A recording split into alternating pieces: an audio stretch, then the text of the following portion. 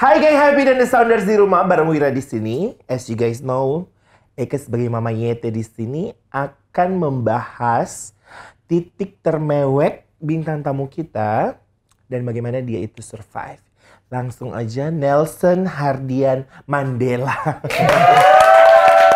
Halo Nelson. Halo. Sorry ya, namanya dia Nelson Hardian. Nama Iya, panggilannya apa Nelson? Nelson doang. Nelson aja ya. Betul. Beb Nelson aja kita panggil hari ini. Single kan? Single. Masih young, wild and free. Oke. Nelson. Nelson, kesibukan sekarang apa? Lagi freelance aja di wedding organizer. Oh, as a wedding organizer. Nanti yang ngurusin pernikahan kita berdua. Udah dari kapan sih jadi freelance wedding organizer? Udah mau jalan 5 tahun. Dari tahun 2016. Betul. Wow. Oke, kesibukan WO. WO itu sebenarnya job desk-nya itu spesifik kerjaannya WO itu seperti apa? Kalau untuk WO dia arrange di hari H aja. Jadi sebenarnya kita masing-masing udah ada job desk-nya kayak groom assist, anti bride assist, dan yang pegang orang tua, family gitu-gitu udah ada masing-masing. Kalau saya biasa lebih ke groom assist. Oh, seperti itu. Itu kan harus dibagi-bagi. Betul. Gitu ya. Karena jujur aja gue pernah jadi WO juga teman-teman ya. Jadi oke. Untuk Nelson, fokusnya satu WO apa bisa dipanggil dari WO yang satu ke WO yang lain gitu? Lebih ke dari WO satu ke WO yang lain. Karena kalau misalkan satu nggak ada event, jadi kan WO yang lain bisa backup gitu. Oh, I see. Seperti itu ya. Itu seperti. Nah, kebalik doang gitu ya. Nah, kalau seumpamanya suka dukanya jadi seorang wedding planner nih, seperti apa? Kalau suka dukanya bangun pagi. Terus kayak kalau dapat klien yang rese, gitu. kita kan nggak mungkin kayak harus marah-marah sama klien, pasti Iya. calm down aja, ikutin aja maunya klien seperti apa. Betul. Karena kan kita Karena udah klien dibayar. adalah raja. Betul. Gitu ya. Seperti itu. Jadi kalau sukanya Ya mungkin happy ketemu aja, banyak ketemu orang temen. gitu kan, terus Setiap tantangan klien yang ketemu baru, klien-klien baru dan orang-orang baru Iya. gitu. Apalagi kan dengan tema-temanya pasti berbeda gitu kan, dan Betul. harus spektakuler gitu. Betul. Ya. Ya dukanya apa? Bangun pagi ya. Bangun pagi. Oh, berarti bukan morning person gitu lah ya. Oke. Nah, kalau seumpamanya kenapa sih tertarik kamu terjun ke freelance as a wedding planner ini? Karena satu sisi ketemu banyak orang dan memperbanyak relasi juga. Iya. Ketemu tiap kali ini weddingan pasti ketemu banyak klien lagi. Oh, gitu. Klien baru lagi, orang baru lagi gitu. Jadi lebih nyaman ya. Nah, kalau seumpamanya gini, kamu kan pasti ada teman-teman di lingkungan kamu pasti kalau ada yang mau nikah, mereka ngehubungin kamu gitu kan? Bisa. Jadi aku nanti rekomendasiin lagi ke WO. Ke WO, berarti ke WO yang bener kamu lebih apa ya, lebih dekat kali ya? Betul. Oh, seperti itu. Oke. Di ibu kota, di Jakarta kan banyak banget WO. Betul. Gitu kan? Yang ngebedain WO kamu sama WO yang lain itu apa?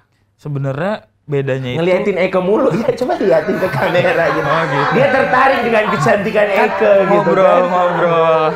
Sebenarnya kayak Tante senang, tante bayar. Oke, menurut kamu nih, ada nggak yang treat special dari WO kamu sama WO yang lain?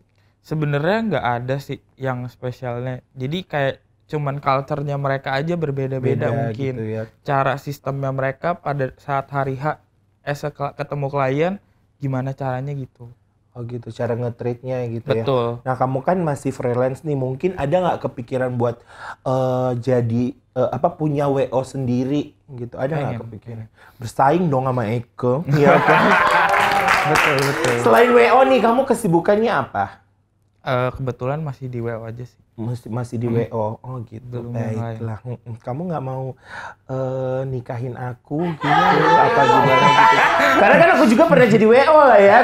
Jadi job desk-nya kita udah tahu gitu kan. Betul. Nah, titik termewek dalam kehidupan kamu nih itu apa?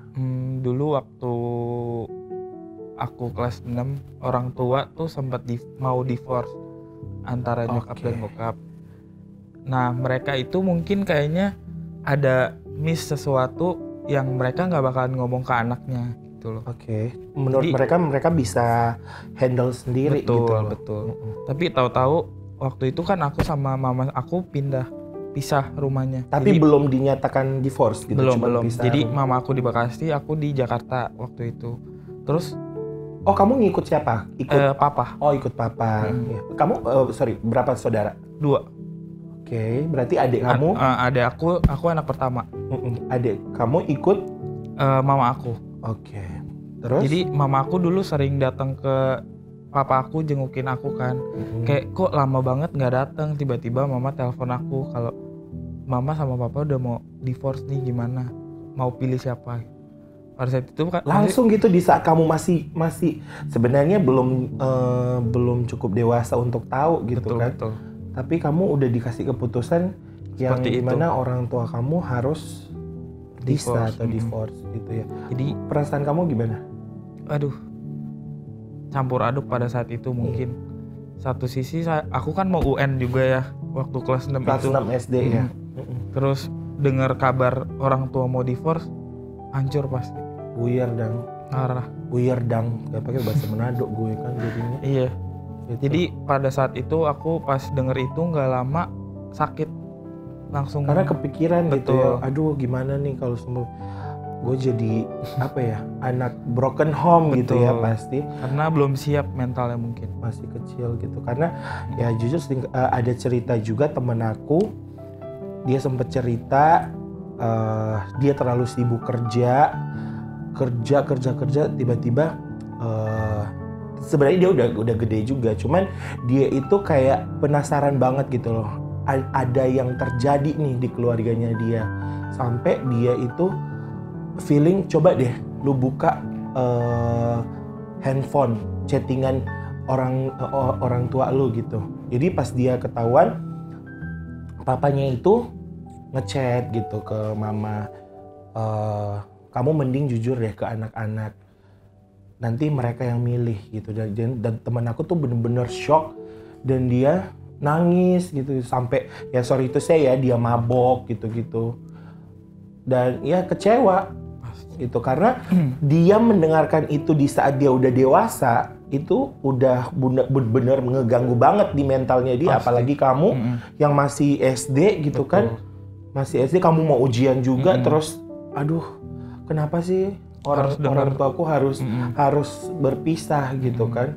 Sama, jadi teman aku tuh curhat sampai nangis-nangis karena dia bener-bener nggak nyangka orang tuanya teman-temannya banyak yang broken, tapi ternyata dia juga salah satunya gitu. Tapi singkat ceritanya nggak jadi cerai karena ada discuss juga dengan keluarga gitu. Kamu sama mungkin? Aku juga gitu. Akhirnya mereka discuss dengan keluarganya. Jadi mama aku sama mamahnya datang ke rumah kayak ngobrolin seperti apa. Mungkin ada titik baiknya nggak sih buat kalian rujuk lagi? Iya, karena kan anak-anak masih kecil betul. Ya. Akhirnya ya mungkin mereka lebih mikir ke anak, jadi mereka balik lagi gitu. Nah, dari kejadian seperti itu, titik balik kamu tuh sampai sekarang kamu bisa survive, itu seperti apa? Ya, kalau aku sendiri tipikalnya belajar dari pengalaman ya. Jadi kalau mempunyai pengalaman yang baik, aku mikirnya ke depan nanti aku nggak boleh seperti itu. Iya, jadi contoh gitu ya. Betul. Karena ya akan mengganggu mental. Kalau sebelumnya kamu udah berkeluarga, punya anak, pasti itu akan mengganggu mental anak kita. Betul. Gitu kan. Jadi kayak punya kepahitan tersendiri dalam diri. Tapi sampai saat ini kepahitan kamu udah hilang, kamu udah memaafkan apa gimana? Udah hilang sih. Bagusnya udah hilang. Jadi aku lebih tipikalnya kayak ya udahlah. Ya udah. Nggak terlalu yang dipikirin banget. Karena aku tahu di saat-saat ini mental health itu kan penting ya. Betul. Iya. Jadi ya aku lebih legowo aja daripada nanti mental health aku hancur, keluargaku juga hancur. Soalnya aku salah satu tulang punggung keluarga juga. Oke. Appreciate banget gitu ya. Karena aku juga ngesaranin temenku itu nggak mudah dan dia tuh setiap hari nangis tentang perkara keluarganya yang nantinya jadi broken home. Betul. Gitu kan, dia nangis gitu. Tapi dengan sikap masa bodohnya dia, dengan bicara baik-baik juga, akhirnya mereka bisa survive, bisa rujuk kembali dan sekarang sih bahagia banget gitu. Karena dengan kesalahan yang terjadi sebelumnya mereka bisa perbaiki dan sekarang mereka bisa bahagia. Gitu ya. Kalau untuk Nelson, punya nggak pesan-pesan buat teman-teman kita, geng Happy dan The Sounders yang di rumah, mungkin satu dua patah gitu? Buat teman-teman di rumah, kalau kalian broken home gak usah takut buat speak up sama teman-teman, buat tukar pikiran biar menyelesaikan masalah, biar maksudnya nggak pikirin itu masalah dengan sendirian. Nanti kita stuck gitu ya, nggak bisa maju. Jadi kan ada pemasukan dari keluar juga gitu. Gimana caranya untuk menyelesaikan masalah tersebut? Jadi nggak usah takut buat speak up. Nggak usah takut buat speak up. Betul. Nah, aku mau tambahin dikit. Nggak usah takut untuk speak up karena sebenarnya ini bukan aib. Betul. Gitu. Karena banyak juga yang ngerasa, aduh gue dari keluarga broken home. Dan banyak juga yang ngejudge gitu. Tapi biarlah mereka ngejudge. Selagi kita tetap bisa maju, kita melakukan yang terbaik, gitu kan. Pergunakan talenta kita. Ya udah, kita bakalan dapat hasil yang terbaik juga.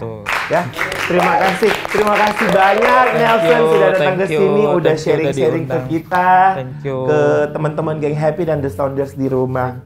Dan balik lagi, nggak lupa buat ingetin, jangan lupa di like, comment, share dan subscribe tentunya. Bersama Yete dan Nelson, goodbye.